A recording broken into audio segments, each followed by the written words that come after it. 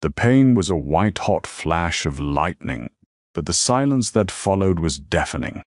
He didn't just bite me, he claimed me in front of the most dangerous men in the city.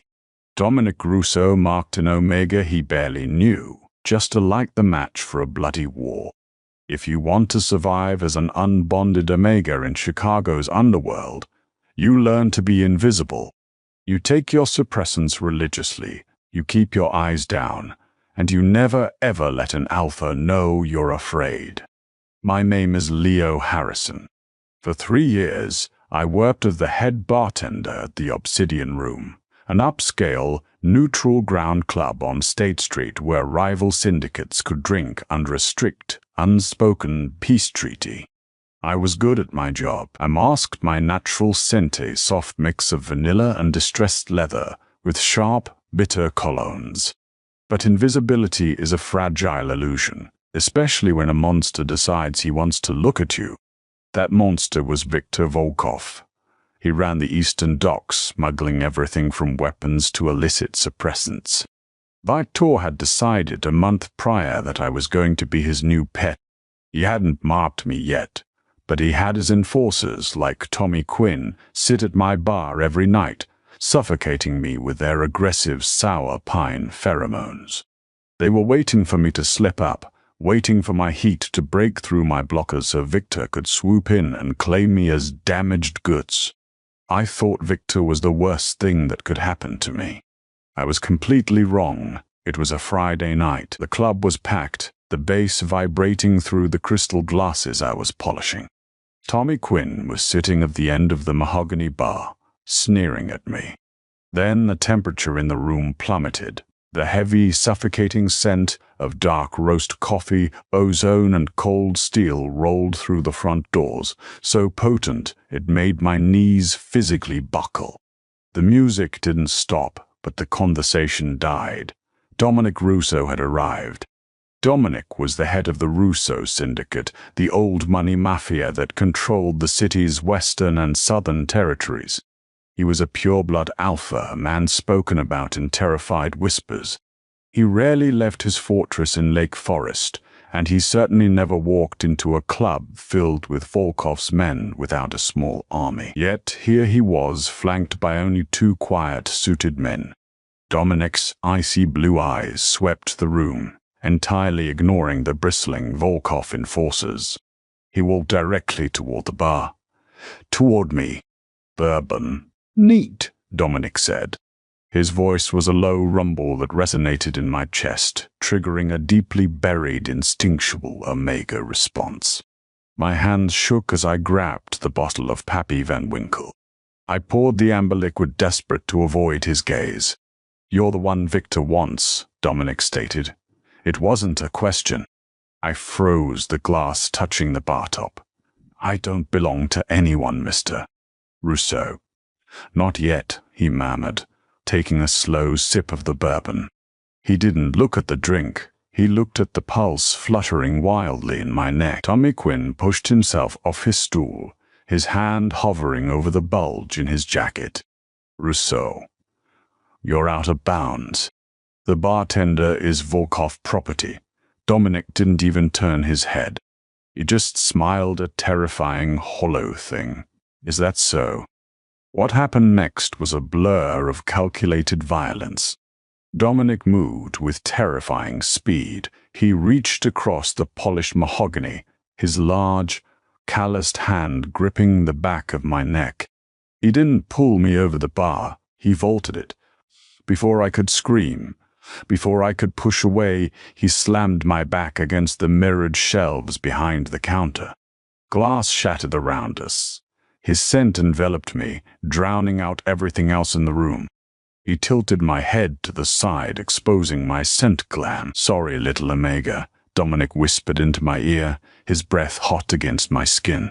"But I need a declaration of war."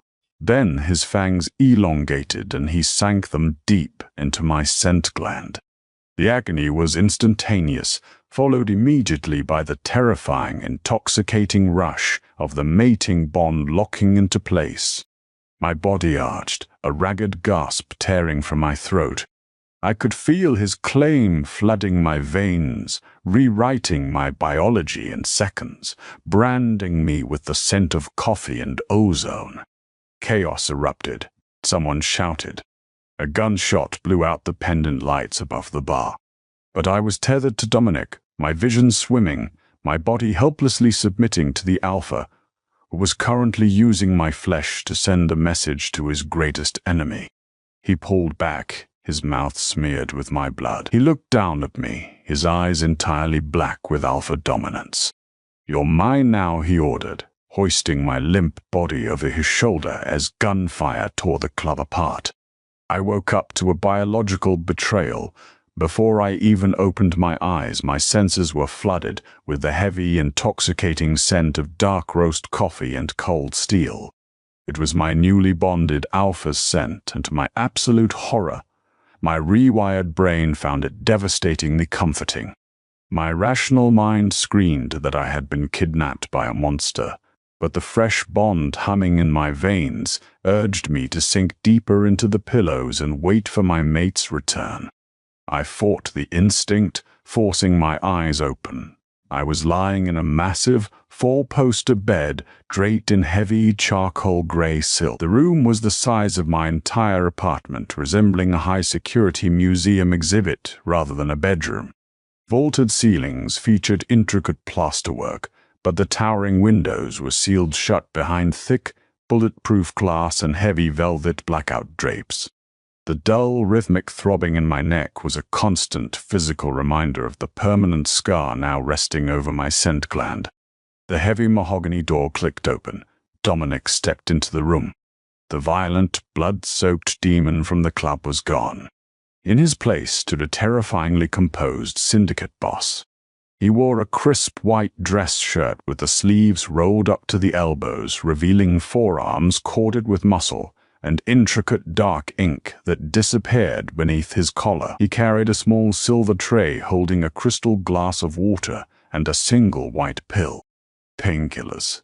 I scrambled backward instantly, my bare feet kicking at the silk sheets as I pressed my spine flush against the tufted headboard.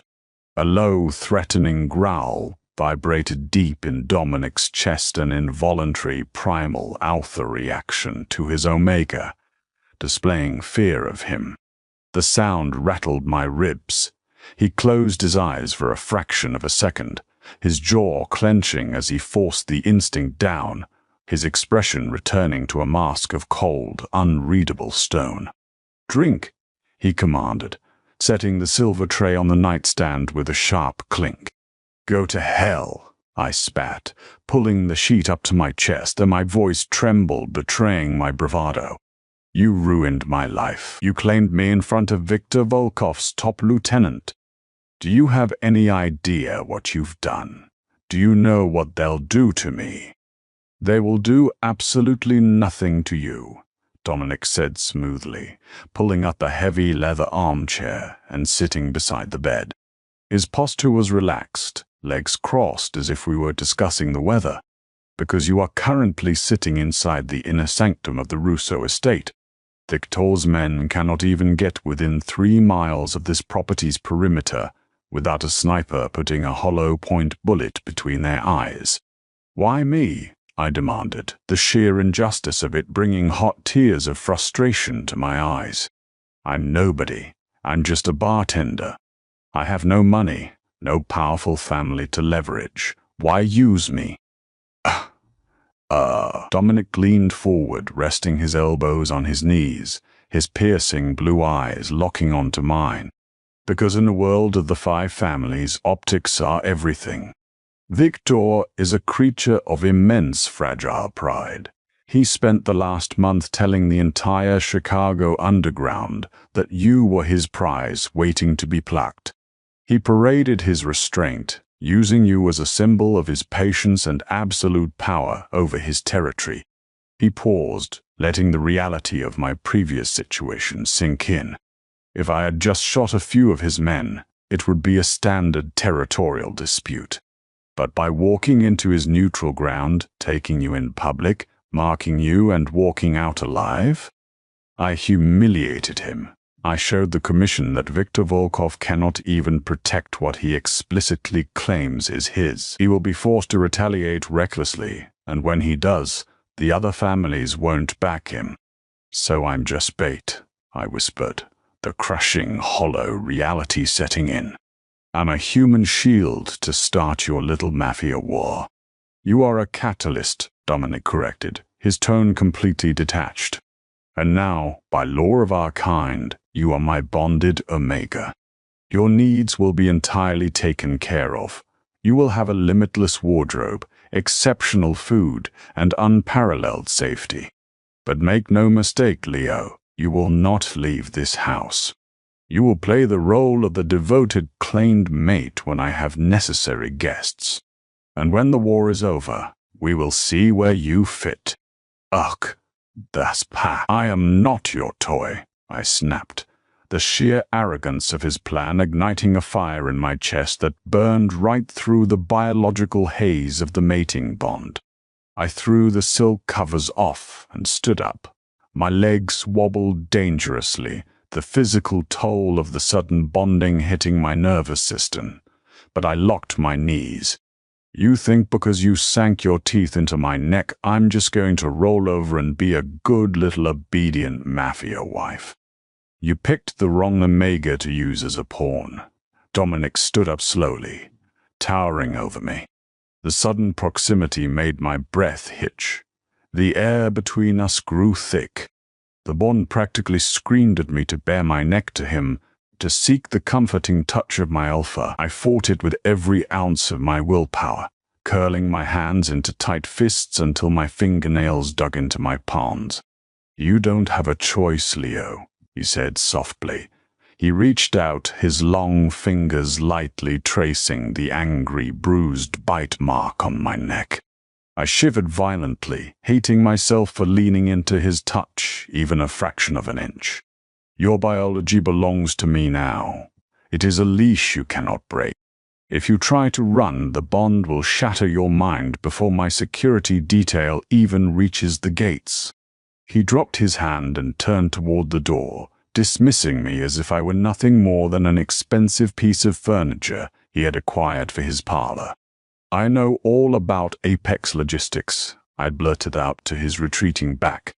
Dominic stopped dead in his tracks. The heavy mahogany door was half open, but he didn't step through. He slowly turned around, his icy blue eyes narrowing to dangerous slits. Where did you hear that name?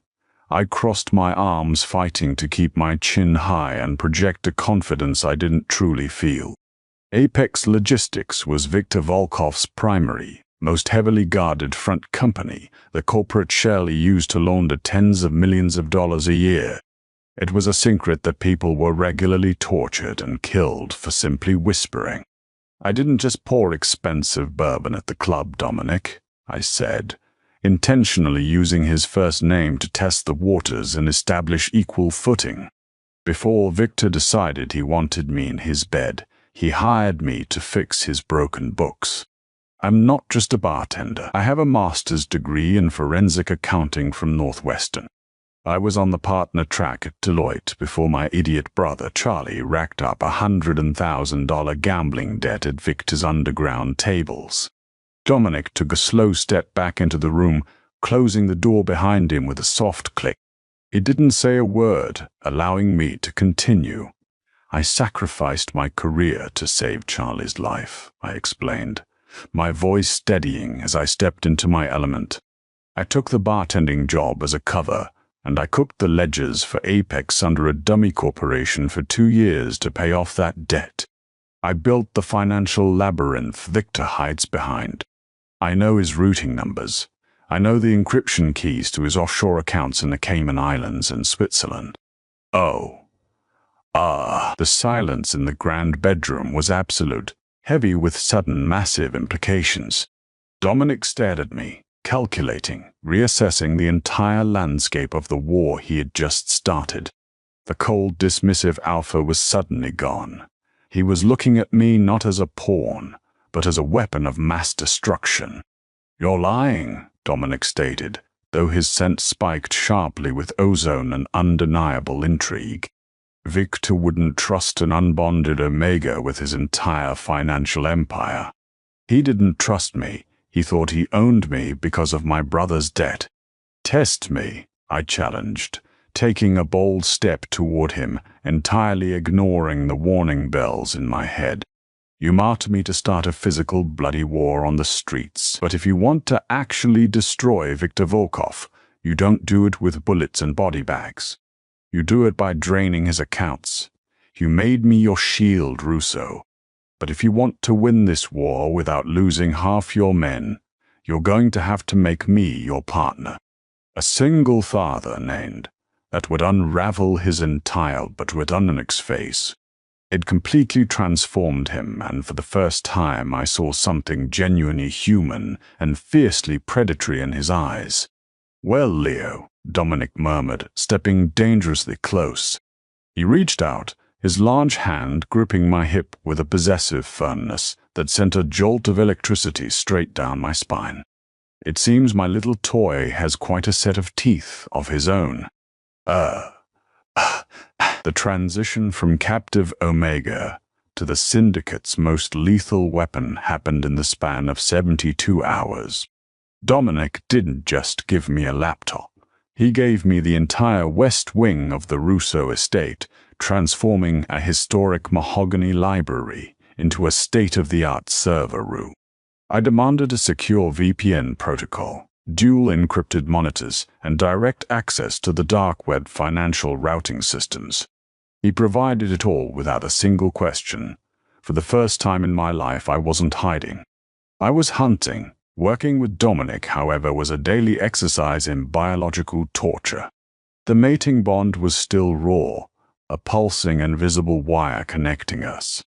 Every time he entered the room, my core temperature spiked. The heavy, intoxicating scent of dark roast coffee and cold steel would flood my senses, and it took every ounce of my willpower not to bare my throat to him. Dominic wasn't immune either. I caught his eyes darkening, the pupils blowing out black whenever my vanilla and leather scent spiked with stress over a complex line of code. He would pace behind my chair, a protective, possessive shadow, his low, rumbling growl settling my frantic heartbeat despite my rational mind's protests. Victor isn't just laundering through Apex Logistics, I explained one evening, pointing a pen at the glowing monitors. Dominic stood right behind me, his heat radiating against my spine. He's using a technique called layering. He breaks the dirty money into microtransactions and filters them through dummy corporations registered in Delaware. From there, it funnels into a private offshore account at Union Bancaire Privée in Geneva. Dominic leaned in close, his breath brushing my marked scent gland. I shivered, my hands clenching into fists. "Can you breach the Geneva accounts?" he asked, his voice rough. "I can," I said, swallowing hard. I still have the backdoor access codes I wrote into his accounting software 2 years ago when I worked at Deloitte before everything went to hell. But there's a catch. Victor is paranoid. He instituted a 2-factor physical authentication protocol last month. A hardware token, a YubiKey. Dominic straightened up. "Where is it?" "He keeps it locked in a biometric safe at his front business, the luxury car dealership on Rush Street. Onyx Motors." I spun my chair round to face him. "I can drain all $50 million, cripple his operation, and turn the 5 families against him by morning. But I need that key, Dominic." Dominic's jaw ticked. "I'll send Lorenzo and a strike team tonight. They'll rip the safe out of the wall." "No," I argued, standing up. We were inches apart. "Lorenzo doesn't know what he's looking for. Victor has decoys. If the wrong key is plugged in, the system initiates a catastrophic wipe. The money disappears permanently. I have to go with them." A thunderous snarl ripped from Dominic's chest. The sheer force of his alpha command pushed me back a step. "Absolutely not," he barked. "You are not stepping foot outside this compound. Victor has a bounty of $2 million on your head, Leo. You are my mate. My instinct is to lock you in a vault, not send you into enemy territory." I am not your fragile little mate, I yelled back, the frustration boiling over. You started this. You bid me to start a war. Now let me finish it. Without that money, Victor is a god, and he will eventually breach these walls. With that money gone, he's a dead man walking. We stared each other down, a battle of wills that the Omega inside me desperately wanted to forfeit. But Dominic was looking at me differently now. The cold, calculating Mafia boss was gone, replaced by a man looking at an equal. Fine, Dominic finally ground out, but Lorenzo isn't taking you. I am. At 2 a.m., the streets of Chicago was slick with cold rain. We pulled up to the alley behind Onyx Motors in a black armored SUV. Dominic was dressed in tactical gear, an assault rifle strapped to his chest, while I wore a Kevlar vest that felt 10 sizes too heavy. We slipped through the service entrance, Dominic dispatching the 2 night guards with terrifying, silent efficiency. We moved like ghosts through the showroom of Lamborghinis and Aston Martins, making our way to Victor's glass-walled office on the mezzanine. Safe is under the floorboards, I whispered, pointing to the spot behind the mahogany desk. Dominic pried the board up, revealing the biometric steel box. Fingerprint scanner, he noted grimly. We don't have Victor's hand. I do, I said, pulling a piece of specialized adhesive tape from my pocket.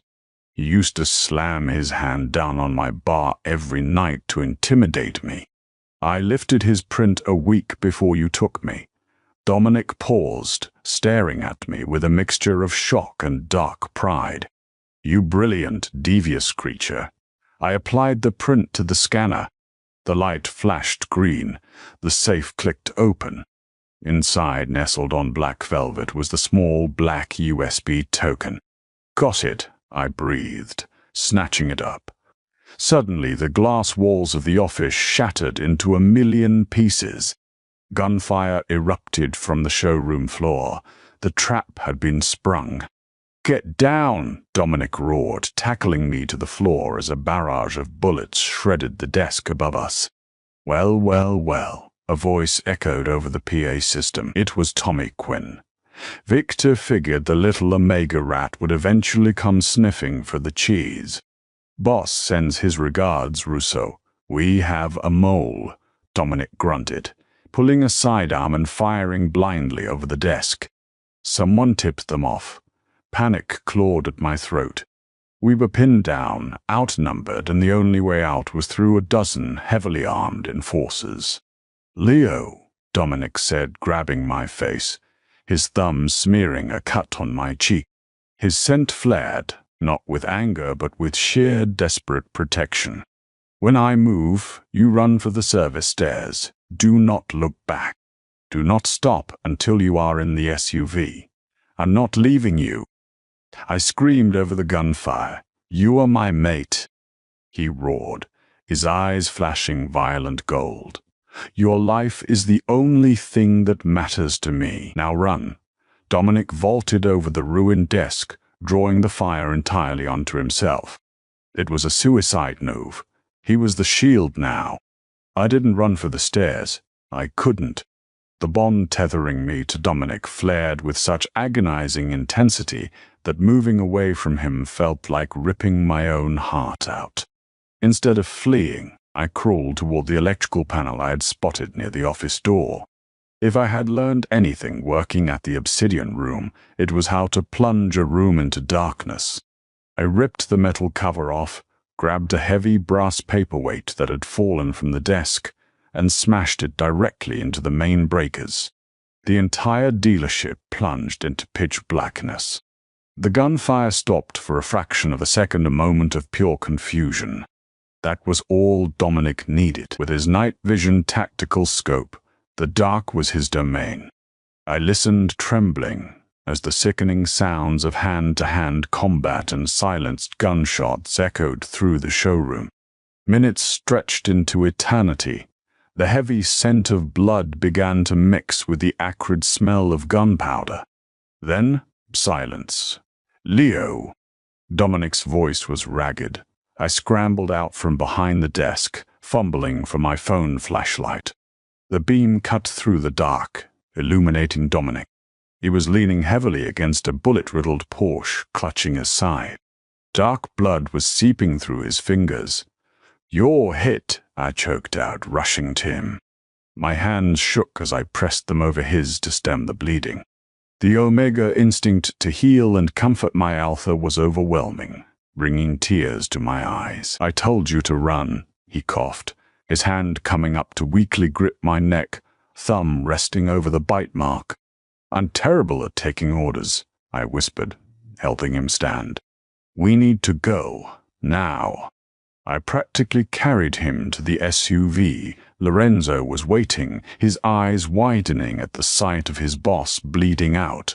We tore through the streets of Chicago, blowing through red lights. In the back seat, I kept pressure on Dominic's wound, my hands stained crimson. "Why didn't you run, Leo?" Dominic asked, his eyes half closed, his scent weakening. "Because I'm not a hostage anymore, Dominic," I said fiercely. "And you're not just my captor." He offered a faint, bloody smile before passing out. The estate's underground medical bay was a blur of chaos. As the syndicate's doctors worked to extract the bullet from Dominic's abdomen, I stood outside the glass doors, pacing like a caged animal. My clothes were ruined, my hands were bloody, and my heart was in a vice. Lorenzo approached me, handing me a damp towel. "He'll live." The bullet missed his liver. He looked at me, a newfound respect in his eyes. "You saved him, Leo. We're not done yet," I said coldly, tossing the towel aside. "Where is my laptop?" I didn't bother changing my clothes. I marched into the server room, my blood boiling with a rage I had never felt before. Victor Volkov had tried to kill my Alpha. I plugged the U-by key into the port.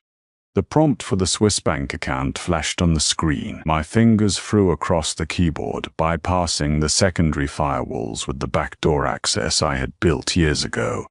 Target, Union Bancaire Privé, account 8834V balance, $52,450,000 in £. I opened the routing terminal to the Cayman Island shell companies Dominic and I had established. "Initiate transfer," I whispered to the empty room. I hit enter. A progress bar appeared.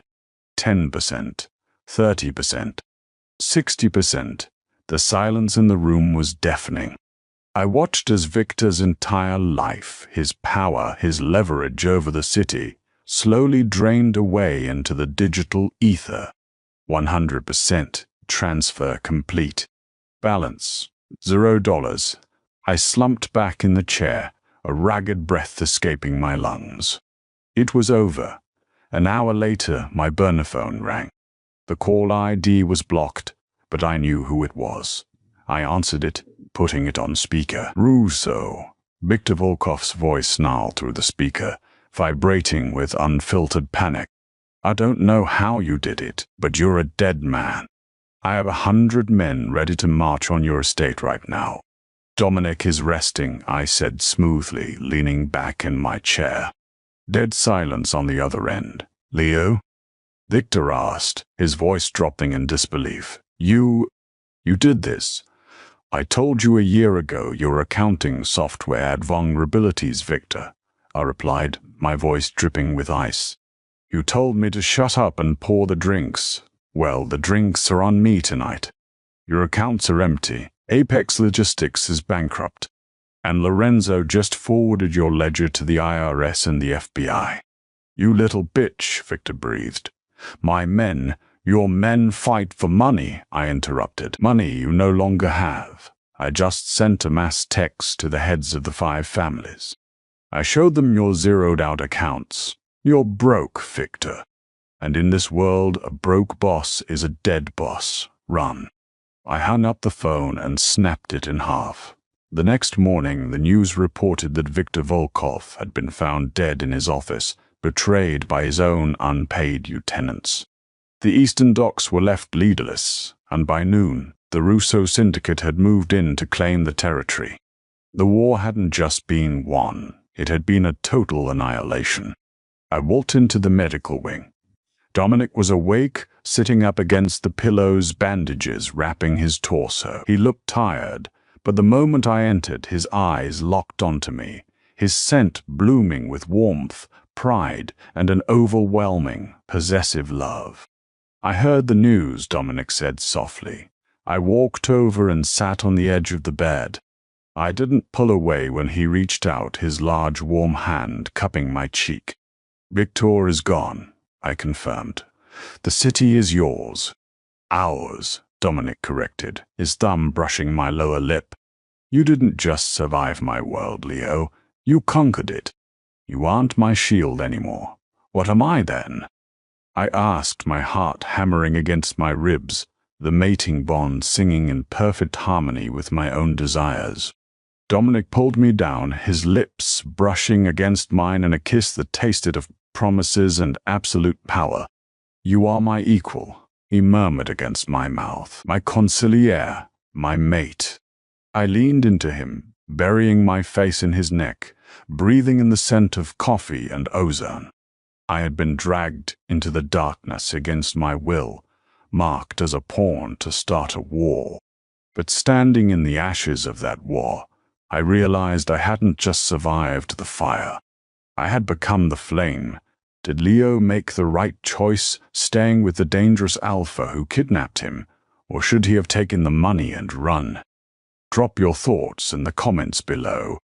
If you loved this intense Omegaverse Mafia drama, don't forget to hit that like button, share this story with your friends, and subscribe for more dark romance content.